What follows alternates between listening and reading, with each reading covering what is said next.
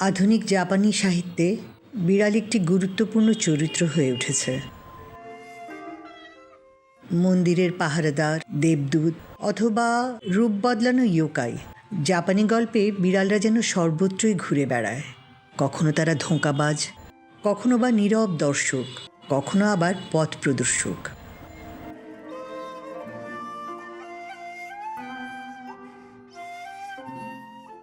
শোনা যায় বিড়ালরা প্রথম জাপানে আসে খ্রিস্টীয় ৬ষ্ঠ শতকে চীনা বৌদ্ধ ভিক্ষুদের সঙ্গে।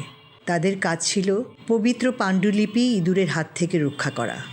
এরপর হেয়ান আমলে তারা পরিণত হয় রাজদরবারের আদুরে পোষা প্রাণীতে।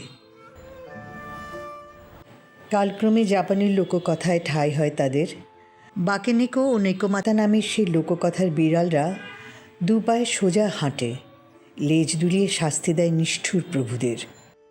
পোষ্যপ্রাণী আর দৈত্যের মাঝামাঝি সত্তা তারা।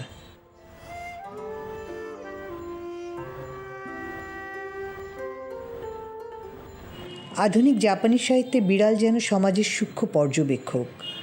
নাৎসুমে সোসোকের লেখা আমি এক বিড়াল উপন্যাসে এক নামহীন বিড়াল মেইজি যুগের বুদ্ধিজীবীদের ভণ্ডামি ঠান্ডা যুক্তিতে ব্যঙ্গ করে।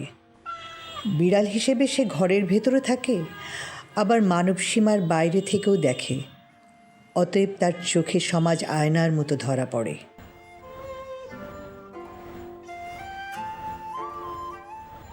জাপানে বিড়াল রহস্য একাকিত্ব আর অন্তর্দৃষ্টির প্রতীক। তারা সৌভাগ্যের তাবিজ, শকুনের পূর্বাভাস আর মানুষের আয়না, সব একসঙ্গে।